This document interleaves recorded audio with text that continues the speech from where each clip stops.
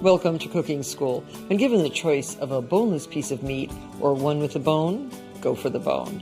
Whether you're braising, roasting, or grilling, bone-in cuts of meat taste juicier and richer. The bone also helps hold the meat in place, preventing it from shrinking, and especially with leaner cuts from drying out. One of my favorite bone-in cuts of meat is oxtail. When slowly braised over low heat, it yields meltingly tender meat and flavorful broth that pairs perfectly with watercress. These gargantuan beef ribs are first seared and then slow roasted until they're falling off the bone tender for a spectacular presentation with freshly grated horseradish and green olives. Then I'll show you the technique for grilling a bone-in ribeye, like this one, which is known as a cowboy steak. Its name comes from the large bone, which was said to be an easy-to-grab handle for cowboys on the go. And finally, Korean short ribs, one of Korea's most famous grilled dishes, wrapped in lettuce leaves and served with kimchi and rice.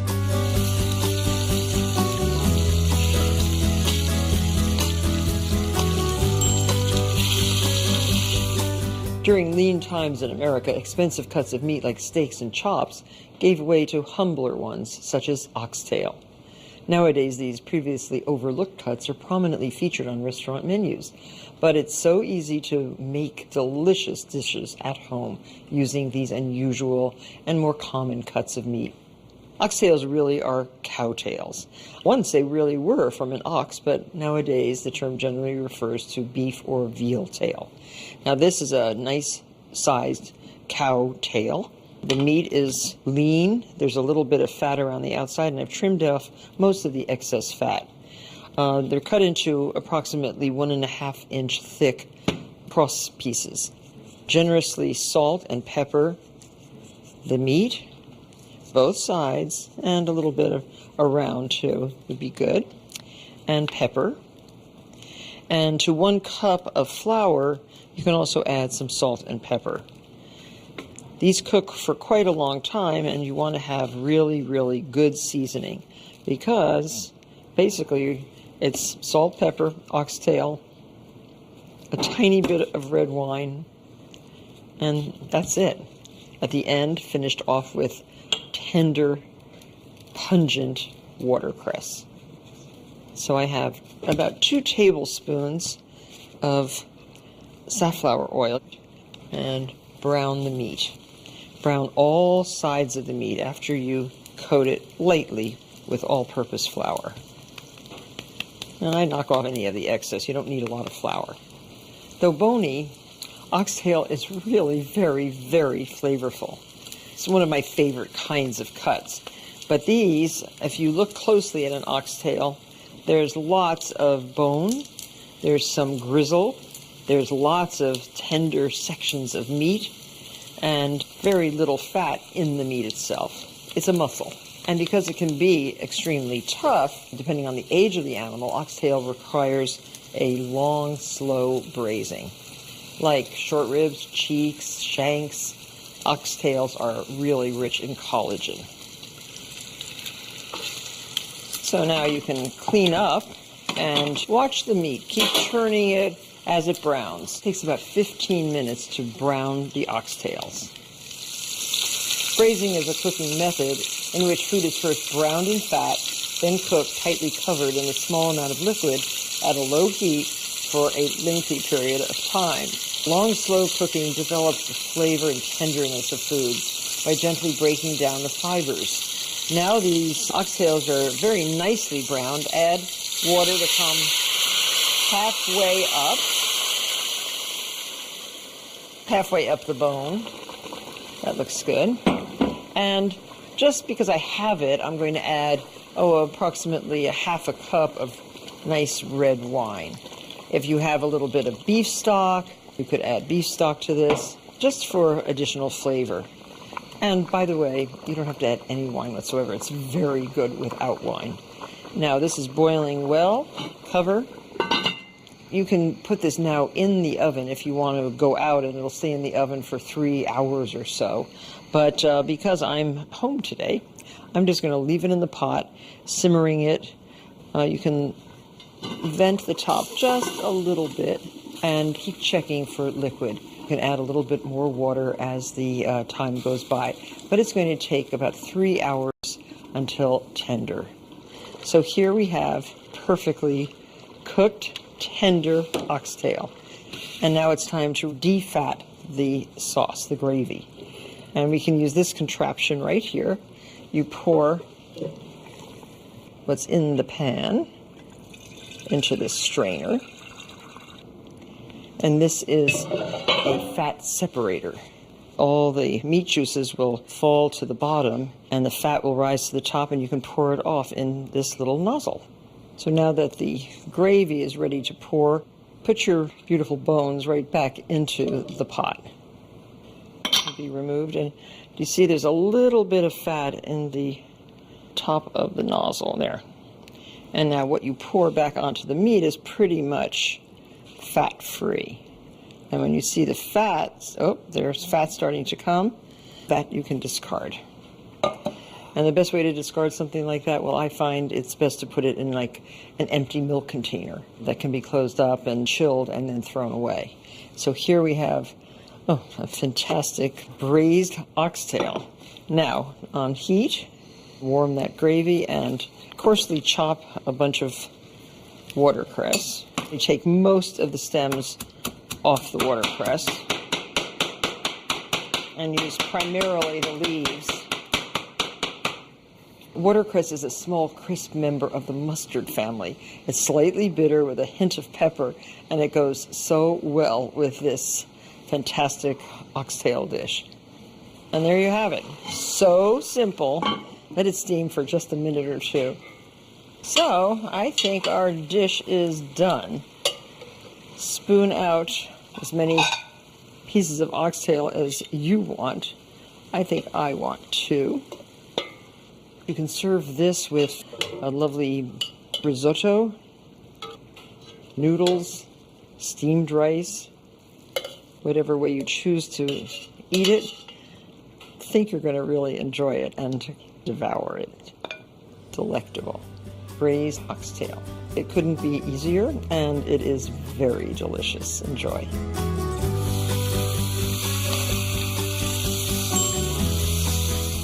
As you can see, there are many different ways to butcher beef ribs. They can be separated and cut into 2-inch lengths called an English cut, or if they're cut crosswise like this, they're known as flanken cut. Otherwise, it can be cut into bone-in or boneless rib steaks. And then there are these 12-inch long dino ribs. They are like dinosaurs, which I'm going to slowly roast today. So I have some oil heating in a pan, coarsely mortared black pepper. See how coarse it is? Really coarse. Rub that into the sides of the ribs and generously salt. And I'm going to put this rib right in, and I'll salt the other side. The pan is hot. Beef plate short ribs like these are cut from the short plate on the lower part of the animal's rib section. And the ribs are called short ribs not because they are short in length, but because they come from what is called the short plate. Don't waste those peppercorns. So as these brown, keep turning them, looking good. The bones are almost straight, and they have about 2 inches of meat on the top. And this meat is going to slow roast in the oven for, about 4 hours at 325. These have very little in common with pork ribs. They have much more flavor, much more meat, more fat, connective tissue, and they can be tougher than pork, but if cooked properly, they don't have to be tougher. Okay, so now we're going to change direction.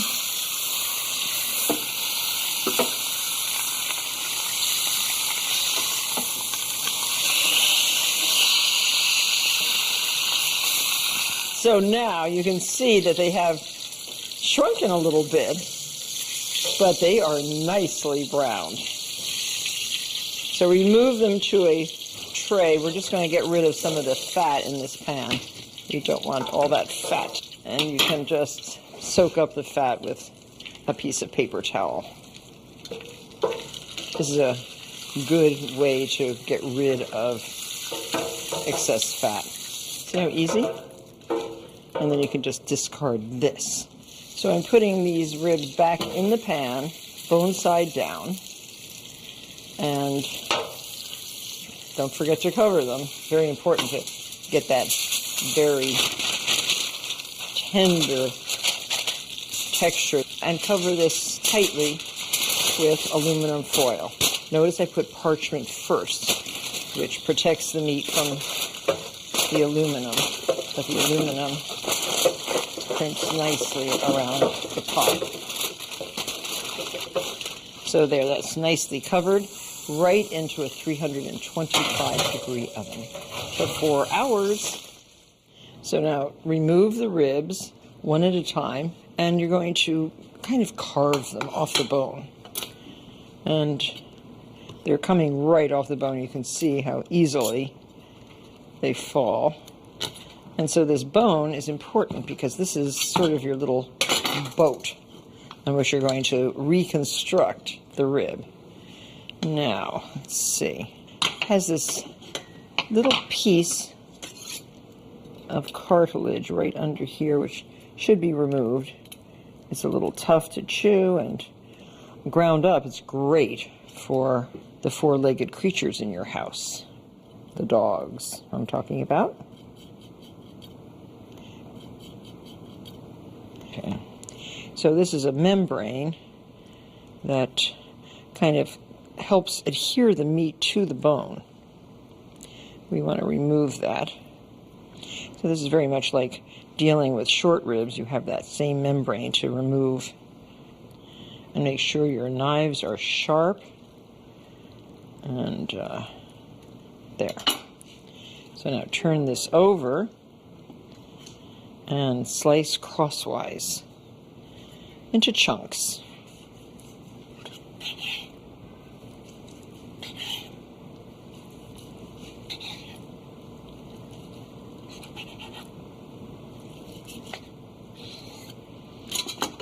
And you can pick up the whole rib and lay it flat on top of the bone. This is a very nice way to serve it. And you can garnish the meat now with just a sprinkling of lemon juice, a handful of chopped green olives. They can fall on the board, a perfect board. Some watercress leaves or arugula leaves. This is arugula, baby arugula. Looks so pretty.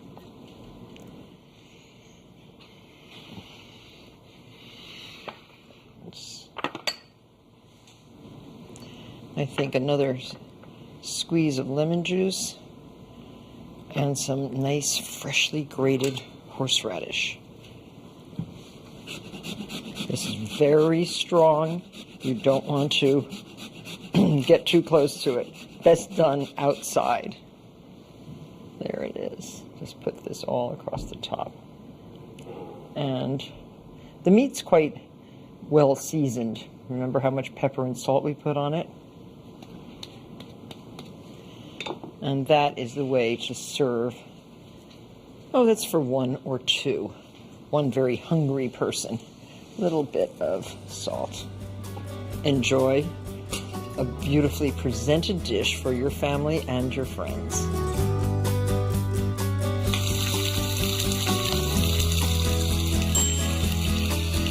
Weighing in at around 2.5 pounds and several inches thick. A cowboy steak like this, well, it will certainly make a statement when brought to the table.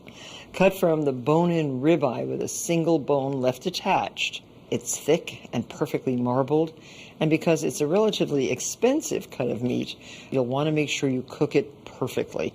Let me show you how. So make sure, first off, that once you've trimmed any excess fat from this beautiful piece of meat, you dry it with a paper towel, rub it all over with just a little bit of safflower oil.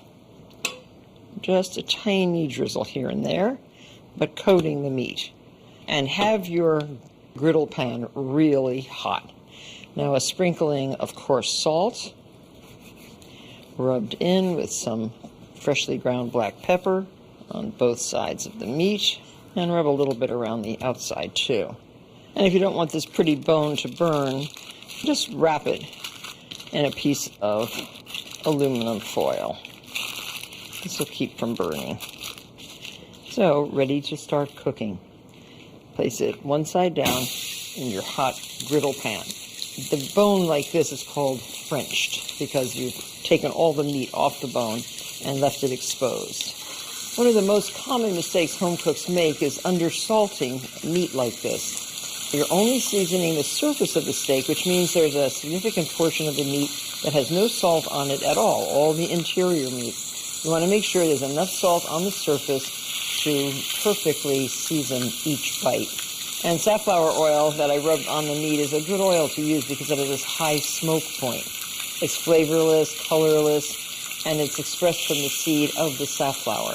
Now, I'm not going to move this for 2.5 minutes, so while it's cooking, I want to tell you that rib cuts are known for being fine-grained with generous marbling throughout, and it is one of the most tender beef cuts, and is a favorite for grilling as the bone-in keeps the meat extra moist and flavorful.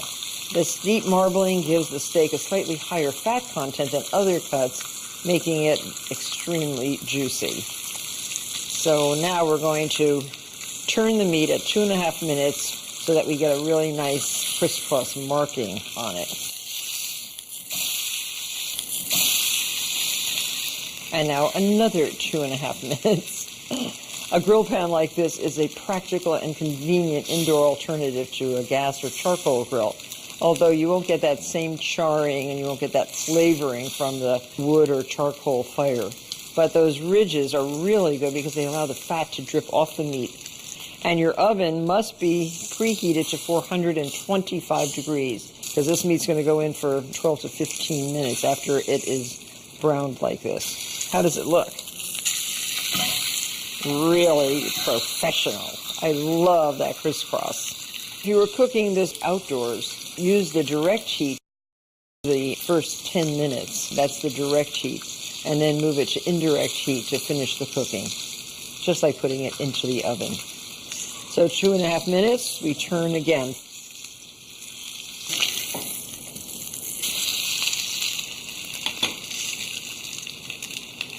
So there we are ready, the second 2.5 minutes on this side. Now transfer the meat to a rack in a shallow pan like this. Another secret of good steak making is there's always air around the meat. Now this goes right into your 425 degree preheated oven, 12 to 14 minutes. It has to reach 125 degrees in the middle of the interior for medium rare. So now I've had the steak tented for 10 minutes. It's rested and it is ready to eat. Remove the foil around the Frenched bone, and you can move the steak now to a cutting board. This steak has to rest for 10 minutes just so that all the juices redistribute throughout the meat. If you cut it right away, a lot of those juices will just pour right out. So I think shoestring fries, a sharp knife and fork.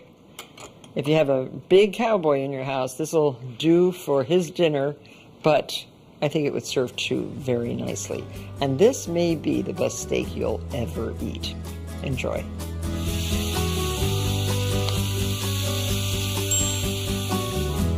Known as kalbi, Korean short ribs are one of that country's most celebrated dishes.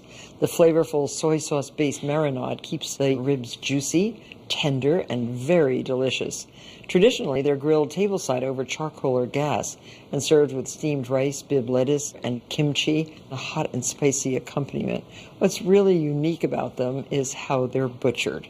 Soy sauce is the base of the marinade. 6 tablespoons, and I'll tell you more about the butchering of these delicious ribs in a second. Now, 2 tablespoons rice vinegar into the soy sauce.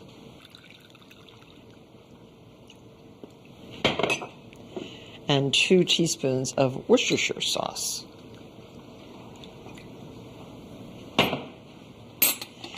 2 tablespoons of apple juice. 2 teaspoons of sesame seeds. These are white sesame seeds. 2 teaspoons of garlic, very finely minced. And I don't know very many Korean dishes without a lot of garlic. 2 teaspoons of freshly grated ginger. This is the fresh ginger root. 2 tablespoons of light brown sugar. And 1/4 of a cup of scallions. And you can see they're cut very much on an angle, the green and white parts. Now just mix this all together. So this is enough marinade for 1½ pounds of the short ribs. Short ribs come in 2 ways, either cut between the bones, the most common type sold in the supermarkets, or cut into strips across 2 to 4 adjacent rib bones called flanken style. This is 1 bone, 2, 3, and part of 1 is 4. I think these are very interesting, and the thin strips of flanken short ribs are sold as Korean style short ribs. That's how they are known. So immerse them, 1½ pounds, in your lovely, fragrant, spicy marinade. And turn these over.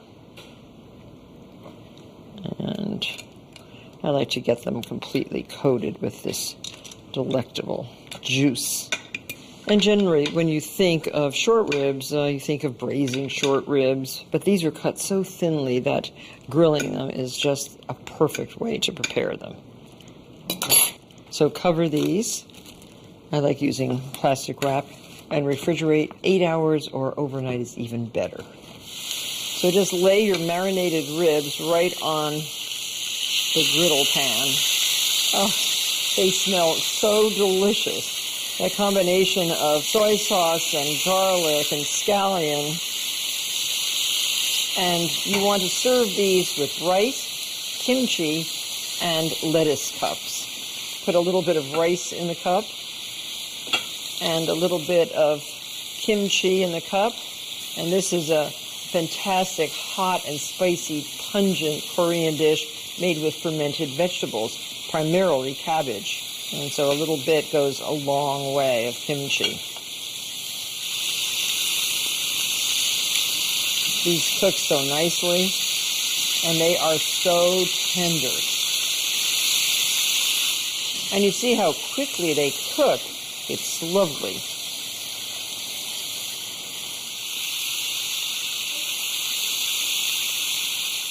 And so you can just put your cooked ribs on a platter and let guests help themselves. This is a very interesting and unusual way to serve bone-in Korean ribs. So beautiful. Finish them all up and sit down and enjoy. So, what a colorful presentation this is. Korean short ribs, a great use of a cut of meat that most would think had to be braised for hours. I certainly hope you've enjoyed today's show, and don't forget to tune into the next episode of Cooking School. You never know what you're going to learn.